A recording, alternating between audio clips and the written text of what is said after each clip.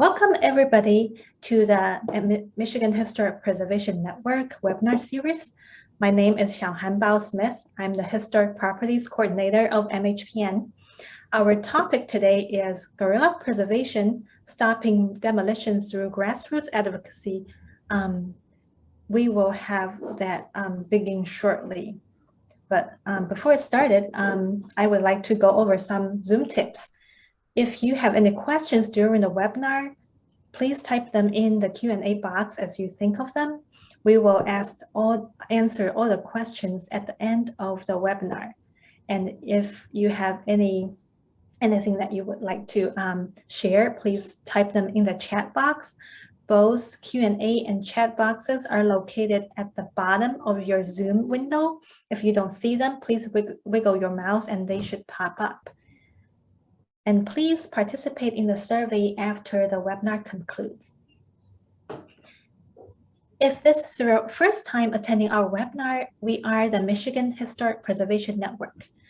And our mission is to advocate for Michigan's historic places to contribute to our economic viability, sense of place, and connection to the past. We could not do the work we do without our members and volunteers, so please consider joining us at www.mhpn.org.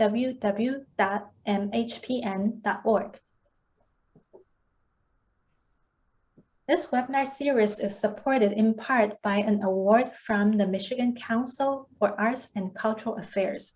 We really appreciate the support from our sponsor.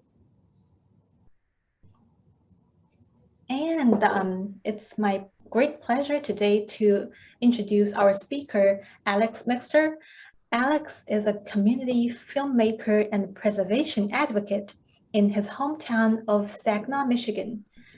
After living and working in Chicago and Denver, he returned home and started Hound Lab Films, which specializes in producing content with an emphasis on local activism and community.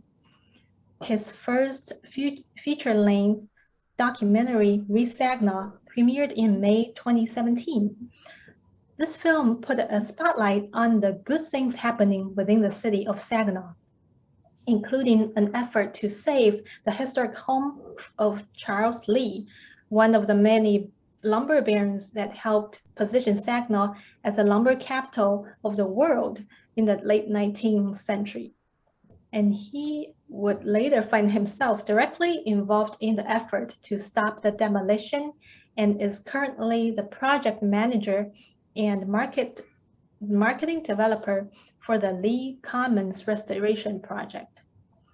More recently, Saginaw has evolved beyond the film and into a community development organization, offering good stewardship for historic assets in the public ownership.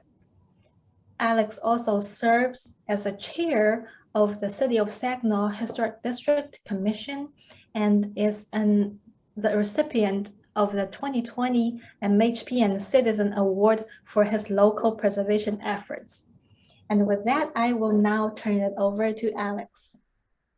Awesome, thank you so much. It is great to be here with everybody as well, and I just want to say thank you to MHPN up front for hosting.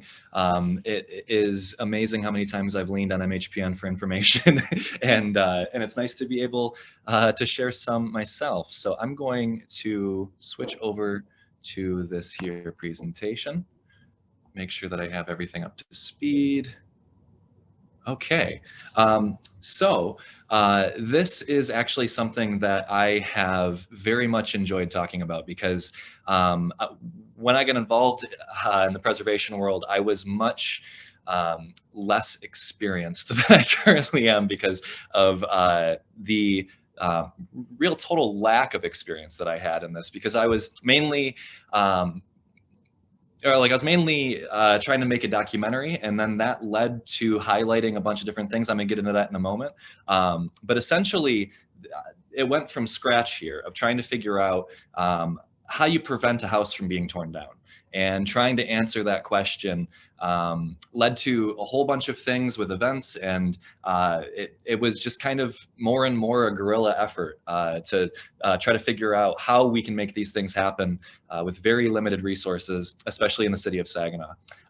So I'm going to give the whole recap, essentially, of what we've learned. But to begin, I'm going to introduce myself. This is me as a kid, and I figured this would be an appropriate way to introduce it. I was born in Saginaw, Michigan, which is a very popular song lyric, but I grew up in the area, and I essentially ran screaming. I didn't really enjoy the suburban experience and went trying to find other places. But essentially, if you don't know the city of Saginaw, it's a story that you've definitely heard before. And I like to refer to this as it's like a Rust Belt Mad Lib, essentially. So you can basically break this down, and I'll use the example of Saginaw. So in the 1800s, we got the city of Saginaw was home to an abundance of lumber. And then by the 20th century, lumber was depleted, but it was actually soon eclipsed through GM and the manufacturing of car parts. But after the Second World War, the car industry began outsourcing. The jobs were greatly diminished, resulting in population loss and then high rates of vacancy and crime. This is a very common story that I'm always surprised to see how many different ways we can tell this kind of story. And the way that looks, this is at the Castle Museum here in Saginaw. The amount of jobs that were here at the peak just before 1980, we had about 26,000 jobs here. And that was roughly 1 in 4 people who lived in the city of Saginaw had a job at GM. Now those numbers, the latest it has is 2011, but that number continues to shrink. So in that time, actually, around 2011, I moved out to Chicago, and that wasn't really far enough.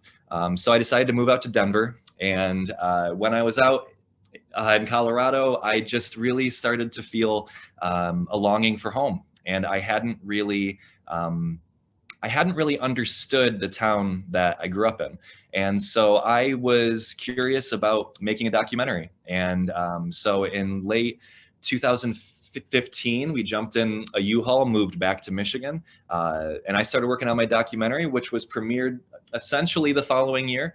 And once it was premiered, I realized there were so many things that I wanted to change. And there were so many things that I realized I didn't really know what I was trying to say. And so I pulled it back, and I'm always asked, how can I watch this documentary? I'm still working on it now, actually, because of what you're about to see. The way that the conversation has changed in a huge way. And I'm going to give you just a brief overview of what that's about. There's a couple things in this video that I'm going to reference. And this is the trailer to the documentary. And I think I actually have to switch over really quick to, let me see here. Oh, for some reason it went away. My apologies. Here we go. Okay.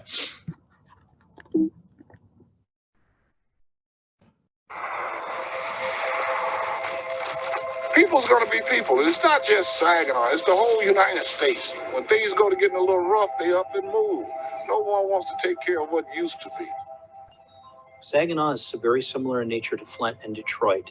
We are GM towns. 26,000 GM jobs at their peak in 1979. We're probably down to 5,000 jobs. As much as people have left the city, I also know of many groups that are working diligently to rebuild the city. When we brought this program in, we didn't know that the school systems were going to cut music and art out of the programs 6 months later.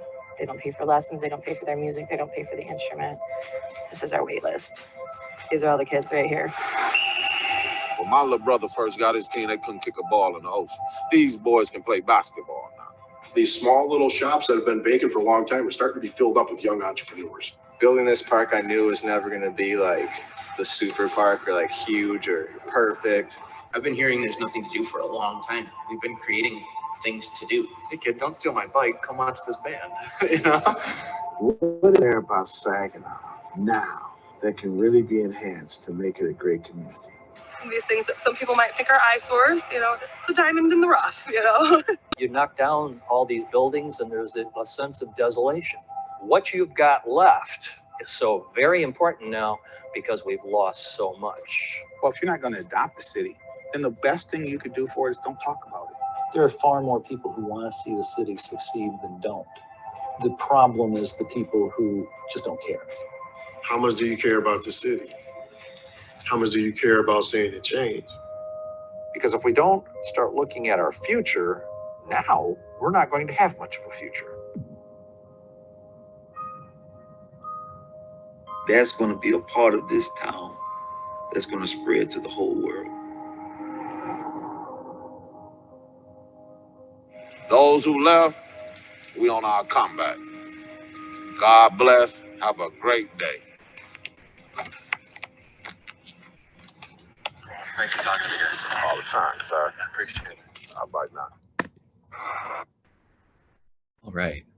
So let me switch back over to my presentation here. Perfect. Okay, so that premiered, and we had a really, really good reception, and that led to a lot of conversations. That led to a lot of groups that were trying to like essentially strategize on a couple different things that were in the film. But really what ended up happening is when I started paying attention, the goal of the film was essentially inspired by a very old Mr. Rogers quote that I love, which is, he says, anytime there would be something that was tragic on TV, his mom would always tell him, just look for the helpers and always look for the people who are running towards the problem, as opposed to looking at the problem and being overwhelmed by that.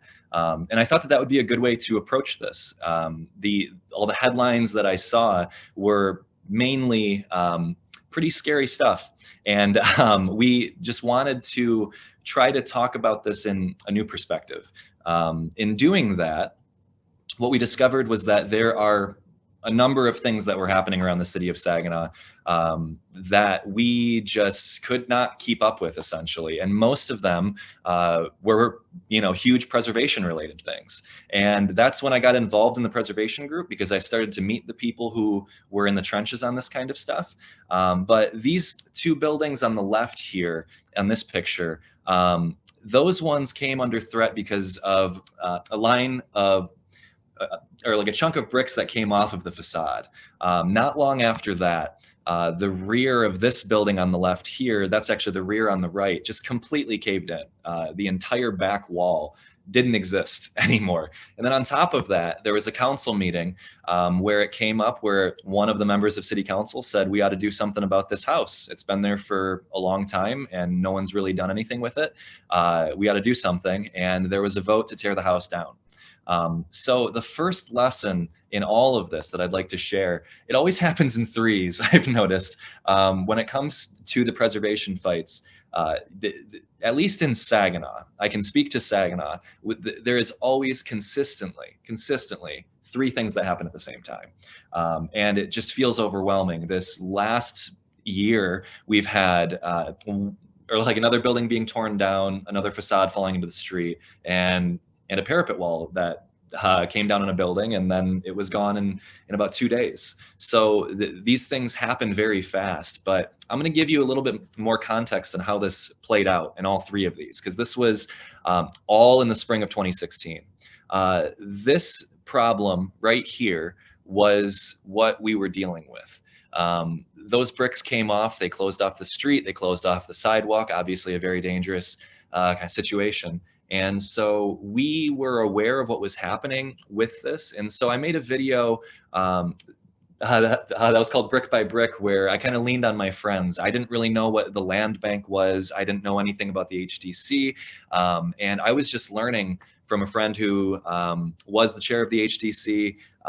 And we kind of put together this whole whole explanation video to say the repairs of this building, and we were very, very generous on this. We said $150,000. We were expecting around 80 to 100 for repairing the bricks. The problems that they had with the facade, it was beginning to come off more than just the bricks that had come off. So it was going to be expensive, but we knew the demolition was also going to be $324,000.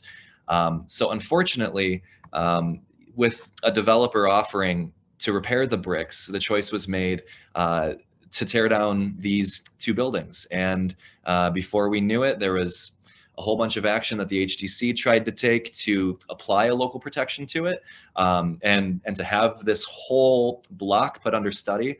But unfortunately, it was a bit too 11th hour. And those two buildings are now gone, and this is the current view.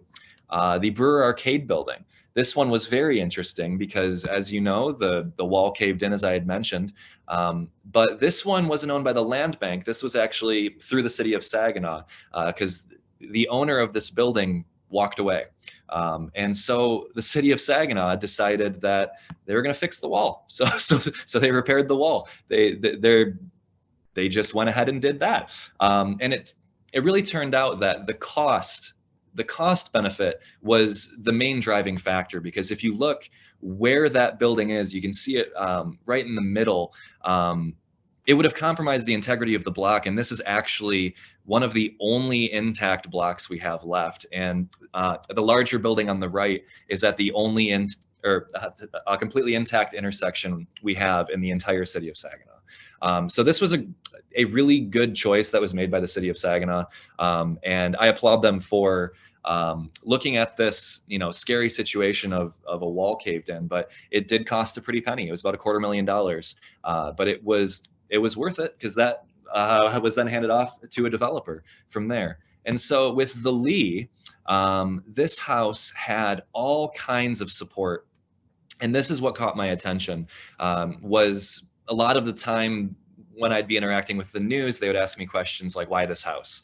And if you live in Saginaw, you know this house. You just know about it, and you know the woman who was the last person to live there. And I'm going to talk about Rosemary in just a moment here, but there was a whole movement back in 2011 and 2012, right after the house came into public ownership.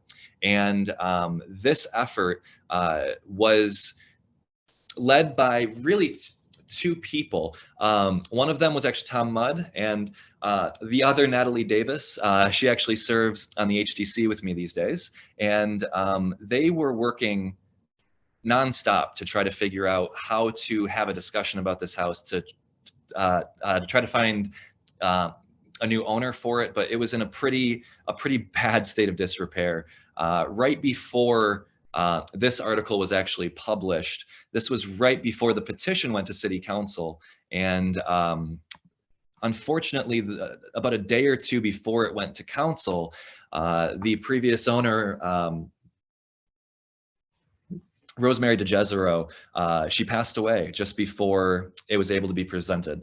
But really the public favor began to shift. And this is in 2012, where people were interested in seeing this happen. And the news, all the newspapers from this time are just littered with these kinds of headlines. But unfortunately, after a couple of years, it was up in the air, and the people weren't quite sure what was going to happen there. And there was a number of years where there really wasn't too much conversation about it. And at this time, when all of this is happening, I'm living in Chicago, and I'm working at hotels. And then I'd move out to Denver, and then when I came back, it was about 4 months before the conversation about demolition. One of the things I wanted to point out here, because this will lead into how historically relevant this house is. On the right there, you can actually see that lion head. There were actually 4 of those that used to be on the front of the house. And really cool story about these is they actually came from this building, which used to be the headquarters of the Saginaw News. And if you look very closely along the top, you can see those lion heads right next to the people hanging out the windows there. But those lion heads were in the rubble when they tore these buildings down. Unfortunately, the old news building was being replaced by a new one, and I think this was 1960 that this happened.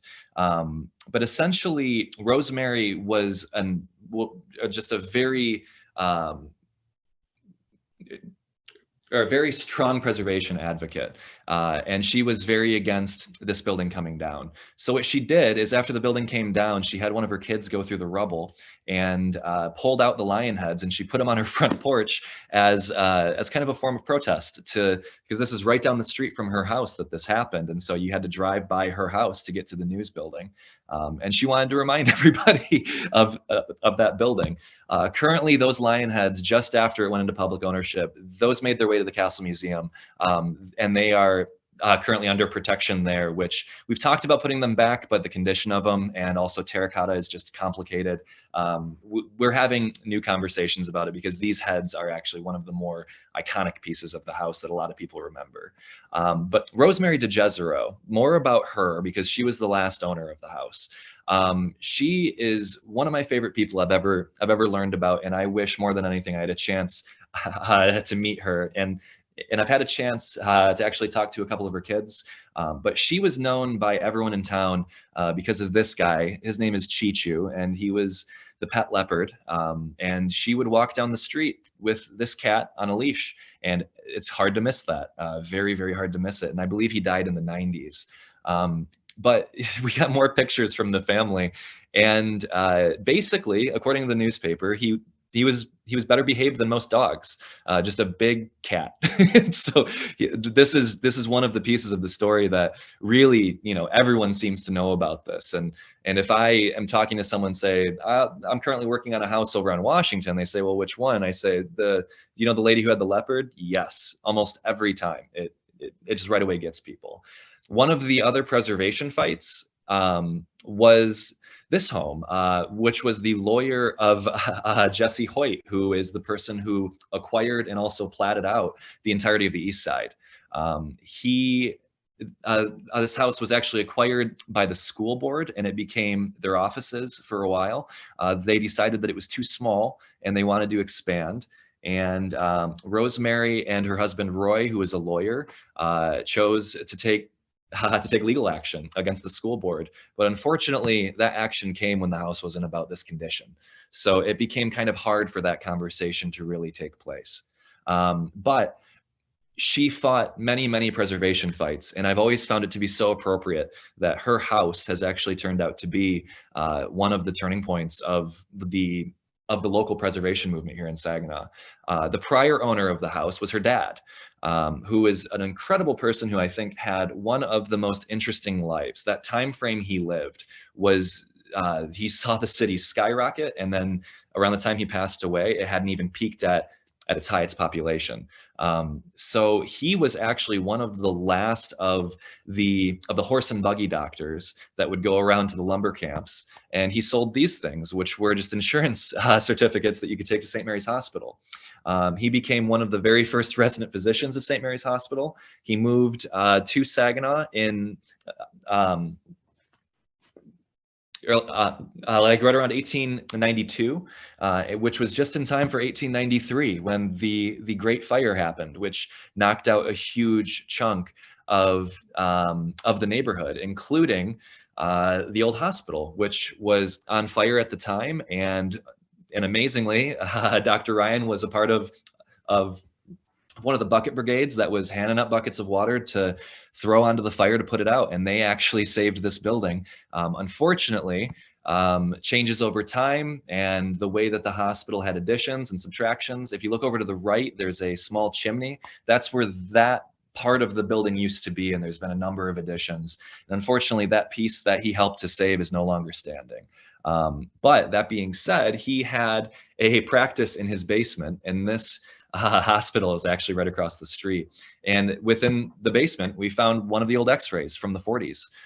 And there was just all kinds of things. I don't know if anyone can recognize this. If you know the person, let me know. I have their scans. But he was also part of the transition where the Lee family, we call it the Lee home or the Lee Commons. The Lee comes from the Lee family, and that we're kind of going backwards in time here. But the planing mill that Charles Lee had was eventually changed over to a car factory. So Charles Duryea, the inventor of the very first gas-powered engine, he put a motor on the back of a buggy, called it a motor buggy, and he was using these, or like the intersection of where the Lee actually stands to do these promotional shots. The only view that we have of this small porch on the side here is from this shot of someone doing a burnout in one of these cars. And we have a little bit of a glimpse of what that porch may have looked like. But the really interesting thing about Charles Lee, the planing mill you can see on the left of Hoyt here, that was what was ultimately turned into a car factory. But right on the river, he had his mill as well. So they would float the logs down the river, pull them out, and they would cut them at the sawmill, and then they would plane them at the planing mill. And then he had a storefront too. And so that little red thing on the bottom right corner of the word Hoyt, that's our house. And Charles Lee lived in the middle of all of his operation. And Charles Lee was what I like to say, one of the mid-tier manufacturers. He was making about 3 million feet a year of lumber. And he had a number of houses on the block because unfortunately his mills kept catching on fire. It was a very, very common thing.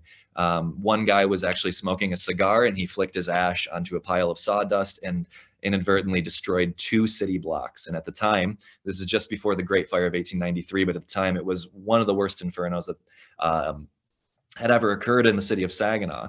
And so Charles Lee was constantly rebuilding and constantly relocating his house. But the house we have today is the one that came after the 3rd fire that they had.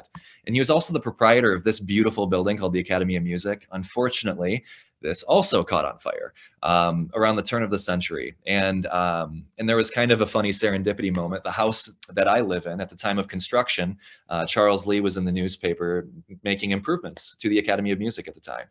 So that's the brief history. There's a lot to it, but I mean, what a dense history from the early automotive area to the healthcare industry that is currently the primary industry in Saginaw, and also just kind of the eccentric elements that kept it afloat almost as more of an urban legend. So when it came time to say goodbye to this house, it just wasn't happening. The entire community pushed back. There was a lot of response to the conversation around maybe we should do something about this house. And because of that reply, one of the members of council, was a very close vote. It was 1 vote off, but they ultimately reversed their choice and they said, we're gonna let it go until October. And so after this was announced, there was a group effort to clean up the facade of the house.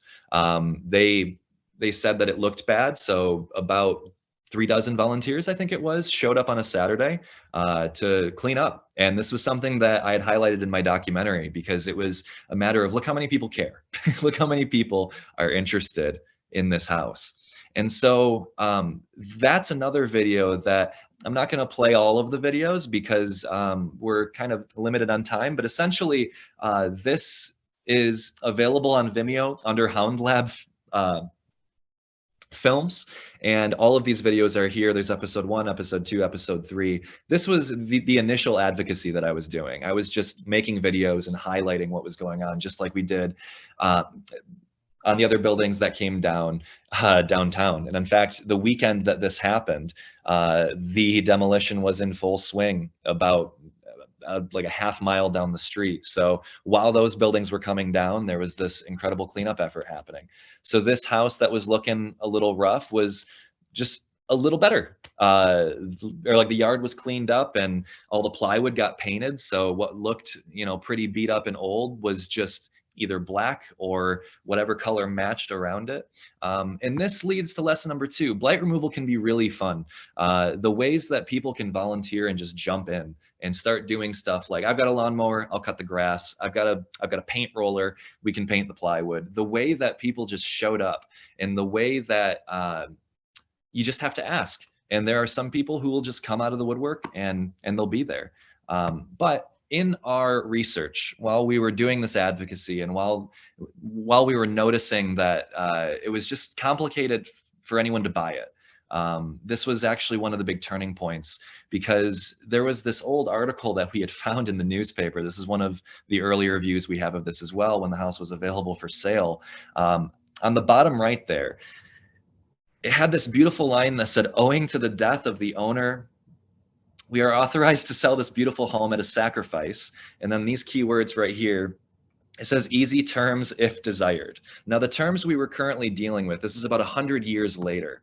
There was a development agreement in place that made it very complicated for your average person just to say, yeah, I'll buy it, I'll tinker on it. And over time, I mean, there are 10 to 15 year development plans that are in the neighborhoods. This is more complicated. Because it's on Washington Avenue, which is a main highway, within 6 months, we needed a new roof. We had to do tuck pointing, and we had to repair the chimney, replace and restore the windows as needed. We had paint as needed, remove the blighted porch, and improve the grounds around it. So when your average person would look at this, they would say, this is insane, I can't do this. But this changed how we thought. When we actually had a copy of this, it made us say, okay, so these are the constraints.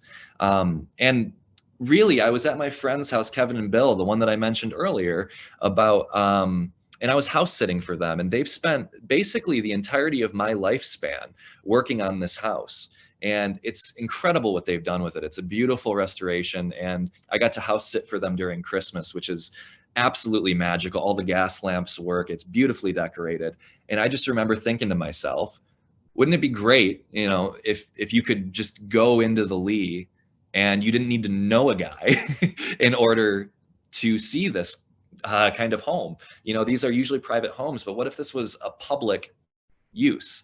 And so that's when this idea came up of the new vision. And we started thinking about this not in the context of, please, will someone buy it and live in it? Instead, what if we converted all the bedrooms upstairs into smaller office spaces that could be affordable?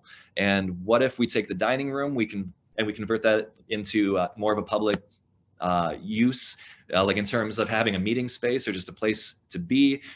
What if we used all of the parlors and all the front rooms and all these large rooms with huge pocket doors? What if we use that as more of a meeting space as well? It could be just a changing use all the time. We can throw some tables and chairs on the front porch. We could even use the basement, because like I said before, it used to be a doctor's office. And if at one point it was good enough to be a doctor's office, I wonder what we could come up with. And so this idea was the pitch. And this is what we were trying to figure out. How can we make this happen? And so when the conversation started to die off a little bit, they said it was going to go to October. They let it go longer than that. And they, thank you to the city of Saginaw for not jumping all over this and saying, we're going to do this right now, because it gave us time to figure out what needed to be done. And time is such an important thing in these kinds of conversations. But we started doing little events. We decided that we needed to do something fun. We wanted to have an event where we put some lights up on the house, and we were trying to figure out what we needed to do to bring attention to it, to have this conversation. And so we had an event that's or that we called Light Up the Lee, and had some hot cocoa outside, and we had a bonfire by the house, and we pulled together a generator, and the generator didn't work. So the news was there waiting for the lights to turn on. And we're sitting there pulling at it saying, 1 second, so sorry. But we're happy to say that on December 4th, we're actually having the 4th annual version of this event. It's actually turned into a regular thing where it was really cool to go from a non-working generator to plugging into the house. It's been a really cool transformation. And if you happen to be in town, or if you're willing, come on out to Saginaw. It's going to be an open house, and you are more than welcome to join.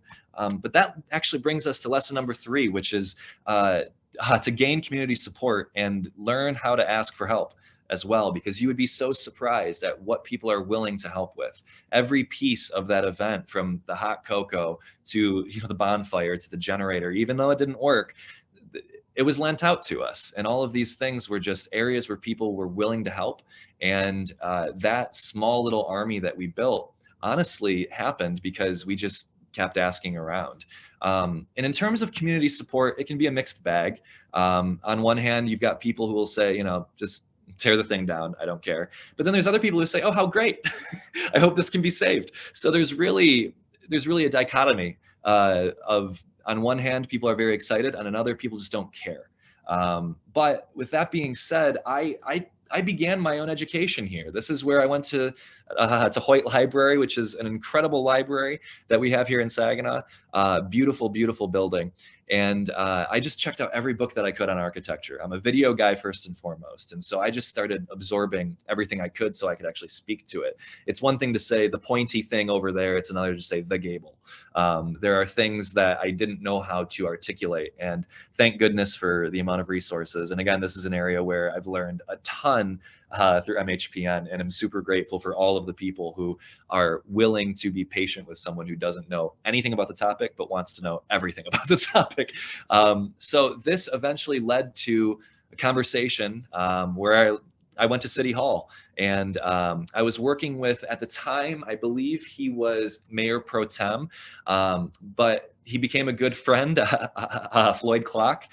He organized a bunch of meetings, and he pulled together a meeting with all the leadership where I explained my idea, and they said, we like it. Do you have any money? And I said, no, but I would like to try to figure that out. But here's the idea. And it had already been, months and months and months that they'd been putting this off. And they gave me 3 months. They said, we won't tear it down for another 3 months. If you can't find a way to make this work within that time frame, then basically, I don't want to see anybody protesting when we tear it down. So it was high stakes, but really the fire under my butt that I needed so badly, because we ended up just doing this blitz over the next couple weeks. And it got kind of scary because I learned every different way that you can say no to somebody, or, what are you asking for? Like, how can I help with this? Because I'm going around telling everyone this great idea, but it didn't really have legs. And at one point, it was just looking really dark. It didn't seem like anything was going to happen. And so what I did is, you can see on the bottom left here, that was the access into the house at the time. And I was feeling sad, and I wanted to kind of say goodbye to the house. And so I went in, and I walked around and kind of looked at the condition again. And I'd been through for my documentary, but, was just kind of looking at everything and just kind of feeling all of the weight of this, because it's not terrible. It's bad. It's not great, but it's that perfect storm. And so I came home with a couple scraps of wallpaper and kind of expected those, to be my souvenirs. And then things got worse because this tree fell on the house, and we did not know what to do about this. And so really, me and my friend Cornelius, who he and I were really pulling a lot of ideas together and working together extensively at this time. And we had actually met through one of the community organizing groups. It's called the Ezekiel Project here in Saginaw. And in that group, there was another group that was called Environmental Justice. And we were talking about how the loss of this kind of architecture, and there's a great quote that Cornelius had, actually said to me once of, these buildings are an inheritance. It's constantly passed down. And to lose those and to not have any autonomy or control over the things that are in public ownership, which means we own them. It's an injustice to not be able to really choose what direction these things are going in. So the other thing about Cornelius that I loved is we would just jump in and do stuff. When the tree fell, we decided let's get it off the tree, because if someone drives by and they see this, they're going to say, oh geez, now a tree's fallen on it, we've let this go on for too long, just get rid of it. So we showed up, and he borrowed his mom's chainsaw, and she actually never lets us hear the end of it because it really tore this little poor thing apart. But we ultimately got it out of the way, and it turned into a what tree? I don't see a tree. And so then we chopped it up. That's me and Cornelius again. And we chopped everything into pieces, and we had firewood for quite some time. So as things began to look a little more gloomy on this, that was when I was told, you should call Alex DePerry. He was doing a bunch of projects, and he still is, actually. I was at one of his projects this morning, where he's been doing really important work It's over on the west side of Saginaw. He was brought up here through an old college buddy who happens to be from a lumber family from the 1800s, but his great-grandfather or his grandfather, I'm not sure exactly which, had a bunch of buildings, and he was developing a bunch of buildings, and I was told to call him. And I told him the idea that I had, and he said, that sounds great. Let's try that. And it was basically a 10-minute phone call with Alex, and then the wheels were just in motion. So all of that advocacy and all of those conversations led to, in the third week of the third month, Alex saying within 10 minutes, sure. And then we had a meeting where we went to the house, and we were walking around the house. And at one point I said, you know, I think I remember, because this is in the enclosure of the porch. I remember seeing in this old picture with the Lee in the background, you can actually see it here, those columns on that porch used to be an open air porch. I have a feeling those are still there. And Alex said, does anyone have a pry bar? And he started hacking away, and sure enough, there they were. And so these columns that were hidden under the enclosure were there, and we said, okay, we've definitely got something to work with here. And that was the moment that I knew that I really liked Alex, because he just walked over a collapsing porch and ripped this thing open to see if those columns were there. And then more conversation, more negotiation about what was going on with this plan. And then before you knew it, we had keys to the house. And then we had architects come through, and I'm super grateful to the architects over at WTA, because they donated pretty much all their services to have the floor plans drawn up and have a site plan, which when you have this kind of view, when you're talking about a house, it's a little different. It's very different, which brings us to lesson number 4. If a building is in public ownership, they need something to vote on. You can't tell someone, just save this house. You need more than that. And that's something that I did not realize early on. And maybe that's naive on my part, but one of the things that I really wish I would have known at the time is that you can't articulate what you want to do without articulating what you want to do, and then you give them something to approve. And so when we gave this proposal and this exact development agreement to council, unanimous vote. What was a contentious split to tear it down turned into a unanimous vote to save it.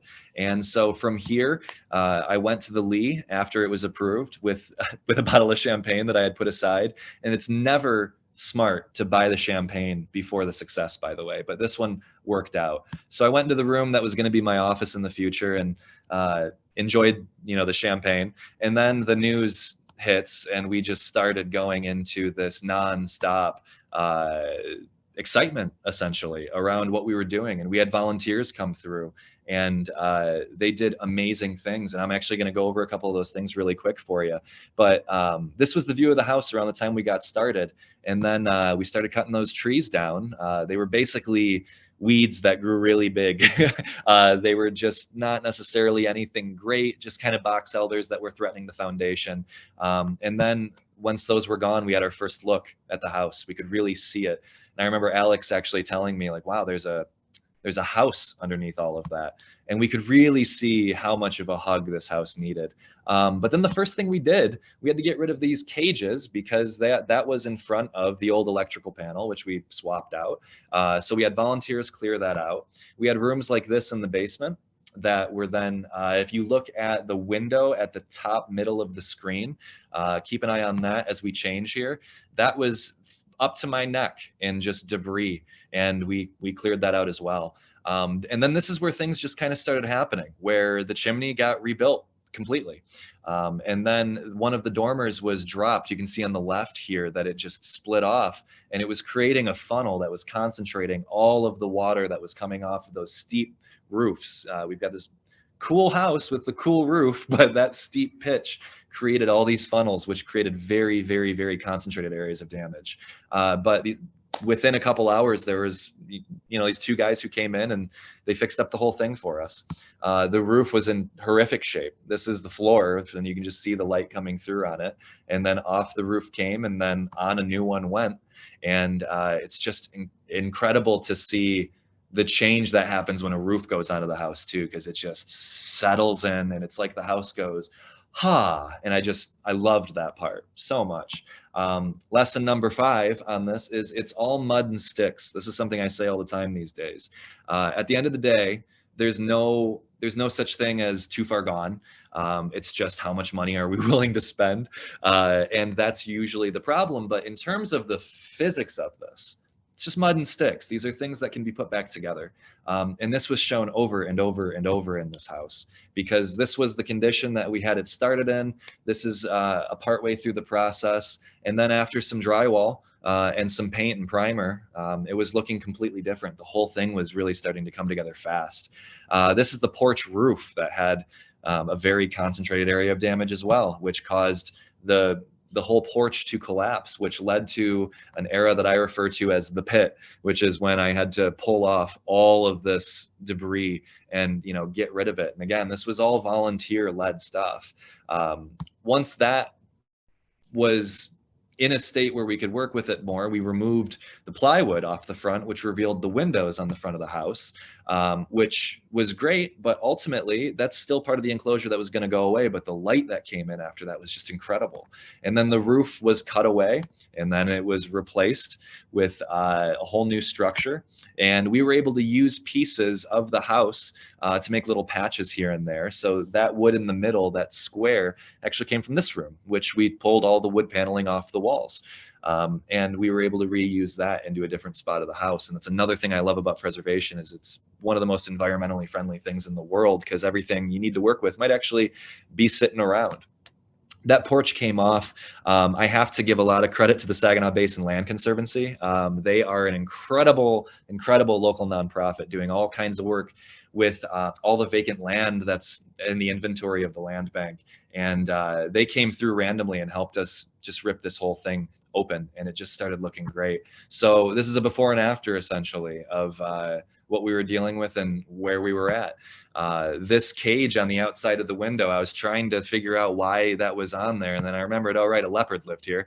And so we had to get rid of all of those things, but this leopard left his mark all throughout the house. All the woodwork, I tell people all the time, the whole story of the house is actually told through the woodwork, because you had a lumber baron, and then towards recent history, you have a leopard that scratched up all of the woodwork, and it's really cool.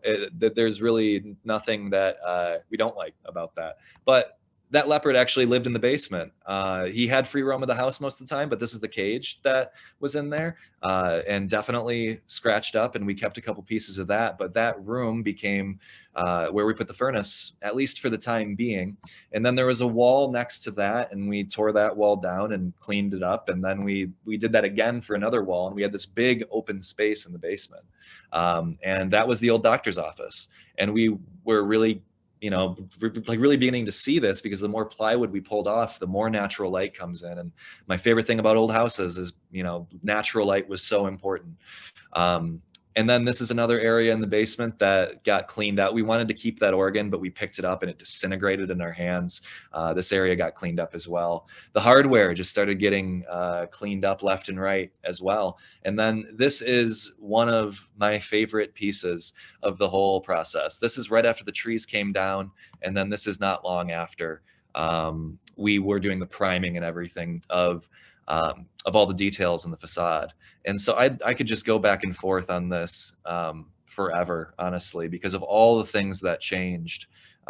Just really amazing how much work went into it, but also how little there is to make such a huge improvement. Because if you look at just removing certain things, repairing certain things, makes all the difference. So that puts us into a point where we were wondering, how do we figure it out from here? How do we fund the rest of this? And thank goodness for the MEDC. They had a program that was, or like it was called Public Spaces, Community Places. They said if we can raise $25,000 through crowdfunding, they would match with an additional $25,000. So we jumped into that campaign, and super happy to say we were able to hit that goal and then some. And super grateful to all the people who helped with that, because this would have not been possible in terms of the public use of the building. This made it so the dream that we had was actually completely feasible. Lesson 6, when it comes to funding, leave no stone unturned, because there are so many funding sources for so many different things. It's just exhausting trying to find them. To kind of be completely transparent with how this worked, we had a budget of approximately $170,000 at that point, and this is how it was made up of. Or about $108,000 of that came from Alex Teperi, just as the private equity for the stabilization. But grants and donations made up another huge chunk of the money that went into it. And because of those grants and donations, those are things that don't have to be paid back, which brings down the rents. So when it comes to refinancing, we were able to keep our rents affordable. So after we hit that mark, I had another bottle of champagne, but this time with friends, as we had a toast at the new year at the end of our campaign. And unfortunately, our funding came in on basically in February of 2020. So we got the money and then the world shut down. But that didn't mean we couldn't do things. And so the work just kind of changed and modified. There's no better social distancing than vacant houses, I like to say, because you can be in them basically by yourself. And doing small jobs like this with all the spindles and getting things cleaned up and making it look nice and shiny again. And this railing, they actually, apparently there was a baby grand on the second floor that someone wanted, and so they knocked out the staircase railing and lowered it down. But we just recently had all of those missing spindles replicated, and there are so many people who do amazing things still, and I like to think to myself, there's all of this amazing woodwork and all this kind of technology, and people can still do this stuff. And in fact, the machines and the technology have only gotten better.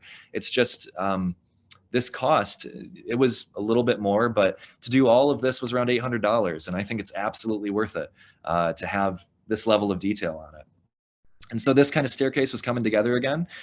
We didn't have the newel post. We replaced it with one from a house in Ann Arbor that we found. And then this room is the commons, which this is the original state. And then this is about partway through. And then this is it recently. We had all the floors completely redone. I got to learn how to install hardwood floors. And you may notice that all of that woodwork and all of that is painted green. We stripped all of that. That took forever, and that was volunteers, and thank you to everybody who helped with that. This is the porch that's missing. When we pulled off the plywood, this is the view we had, and this is it today. And we're going to be completely rebuilding the porch that we had there, and that's going to be the ADA access into the house. This room upstairs, I loved dearly, and I've made that into my office. That room has really come together in a great way. This is one of the rooms on the first floor, and it has come together wonderfully. The woodwork and all the pocket doors and all of those things were completely intact, and just blessing that we have all of that. This is one of my favorite pictures because the light in the morning coming through the stained glass is just beautiful. And that glass was missing when we started the project. And it was returned to us miraculously. And I know a couple of our friends in MHPN probably remember Greg Branch. This glass was returned. It was actually in his memory. So this room is actually going to be dedicated to Greg Branch, who was hugely involved in MHPN. He was the chair of the HDC around the time I joined. And he was also a really just a great mayor that we had in the city of Saginaw. And unfortunately, it was 2 or 3 years ago he passed away. But this glass, I always will think of Greg now when I see it, and just very grateful that we were able to have this back, because you can look at the front of the house and you can see it in that arched part. There's just nothing that could have replaced that. It's just a beautiful, beautiful piece. So that's basically bringing us up to today in a speed run. It's hard to fit all of this kind of stuff in, but there's a couple more lessons that I wanted to touch on that I think are really, really important to keep in mind. It doesn't need to be dramatic. That we had a lot of drama in this one, because it was going to be torn down and then it was saved, and then it was going to be torn down and then it was saved, and then it was going to be torn down and then it was saved, officially saved. But it doesn't have to be that.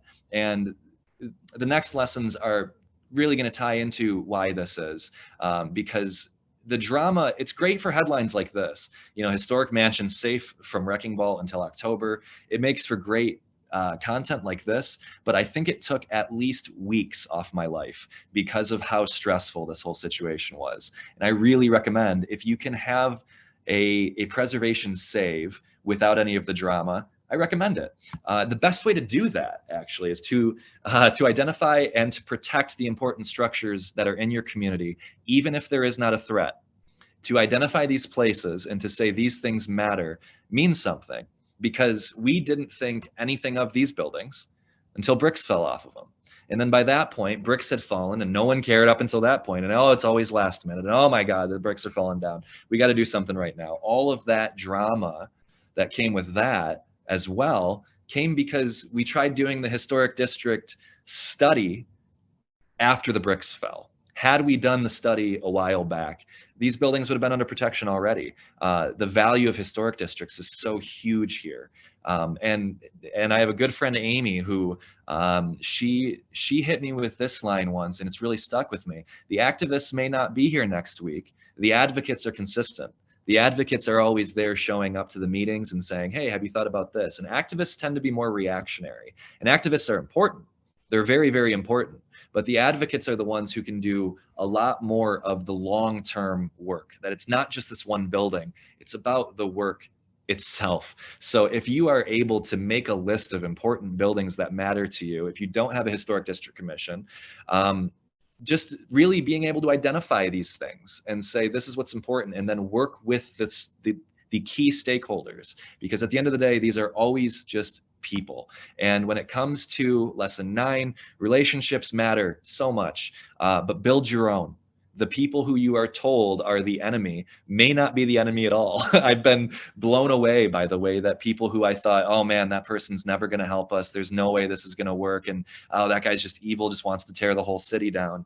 Not the case. That's not the case at all. And in fact, I think that this meme that I came up with to try to explain this, like, let's unmask this guy. And we just don't have any money, man. There's no funding available for this stuff. And when it came to things like hardest hit or like the NSP funds, all of the money that's come in that's been cataclysmic has really been just earmarked for demolition. And so one of the quotes that I heard from someone was, I don't care if it's Abraham Lincoln's house.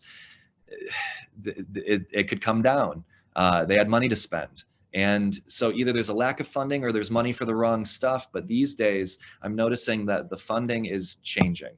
We're really excited about what we might be able to use. I'm sure you've heard about the ARPA funds that have come in. Through the city of Saginaw, we got $52 million to work with.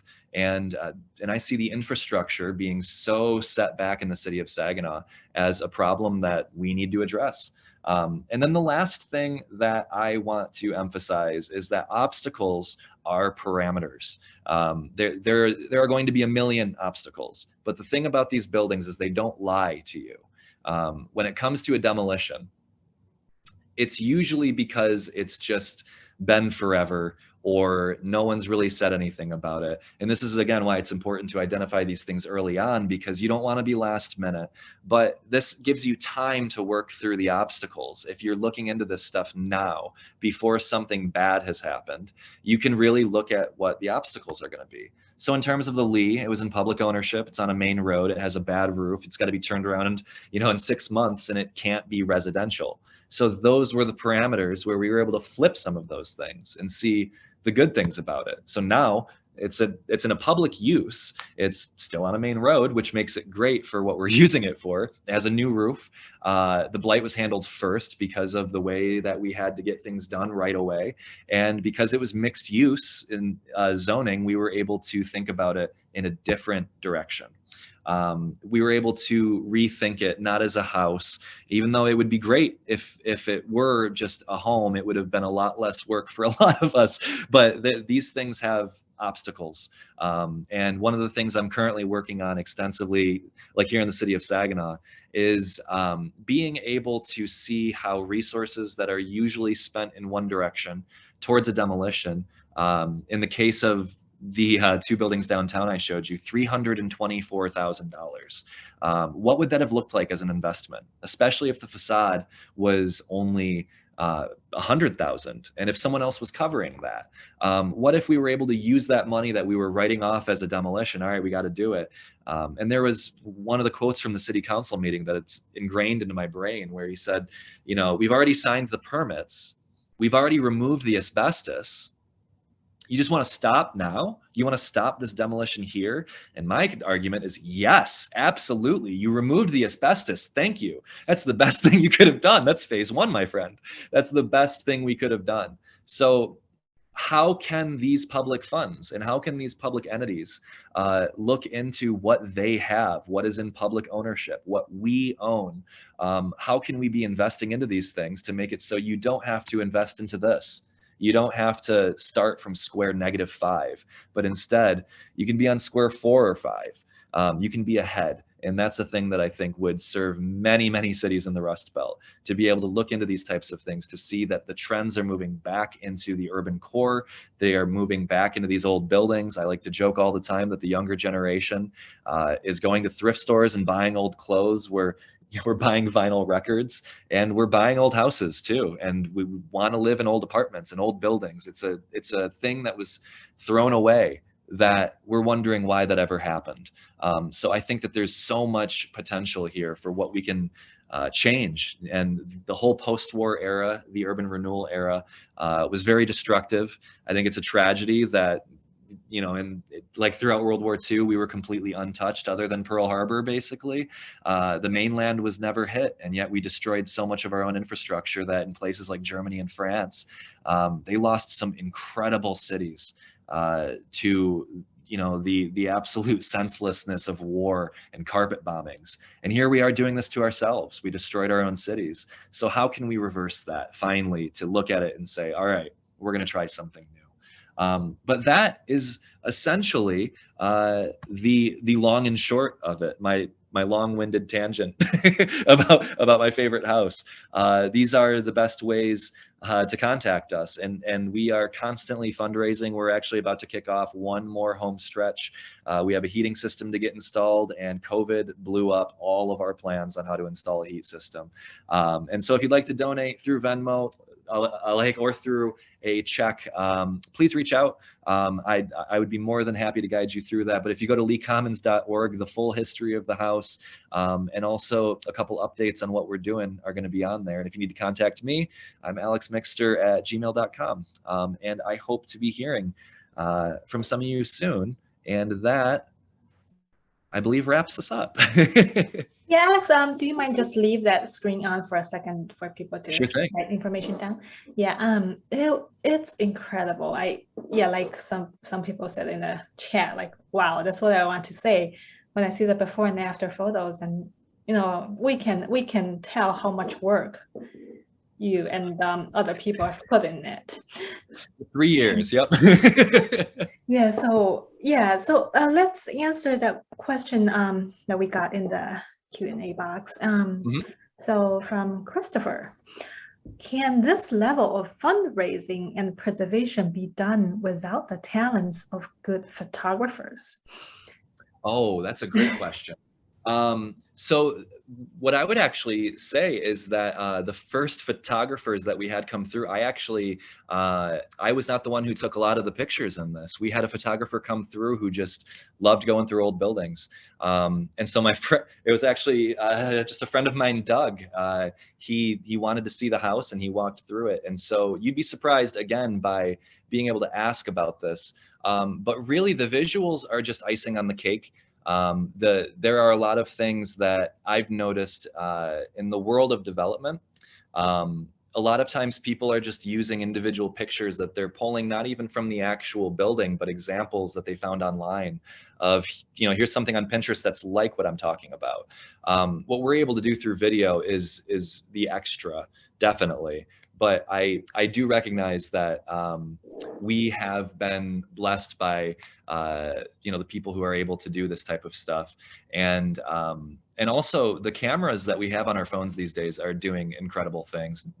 I'd say half of the pictures that I took in this are just from my phone, because I didn't want to have gear around when we're clearing plaster and all that stuff and all the dust in the air. It's the last place you want to bring nice equipment. Yeah. Oh, okay. Oh, we got one question in the chat. Were you able to save that piano? Now the piano in question, is it, let me make sure, this one right here? I believe so. Okay, yeah, so that piano, unfortunately, there used to be 4 pianos in the house. One got taken out. Another one was like, it was an original square grand, which I'm not sure if you've heard of square grands, but they're the precursor to grand pianos, between the harpsichord and the grand, I believe. And they were built only in the 1880s, 1870s. I'm sure I could be corrected on that. But that piano we did keep. And I actually don't have any pictures in here, but it's beautiful, but it needs to be completely restored. And we have a local pianist who is going to be spearheading that project, because the people who would donate to a piano are completely different from the people who would want to donate to a public space. But that piano in question, unfortunately, it was, you can notice actually, it was directly underneath the part of the dormer that was broken, that concentrated area of damage. It was just completely shot. There was really nothing we could do about that. And taking it out of the house was its own frustration. But the 4th piano is another upright that it's actually in good shape. It's a little out of tune, but I like to play on it at the end of the night because it's just fun. A little music at the end of the day. Yeah. I mean, we would love to learn more about this project and hopefully go visit in person sometime. We're running out of time, yeah, if anybody reached out.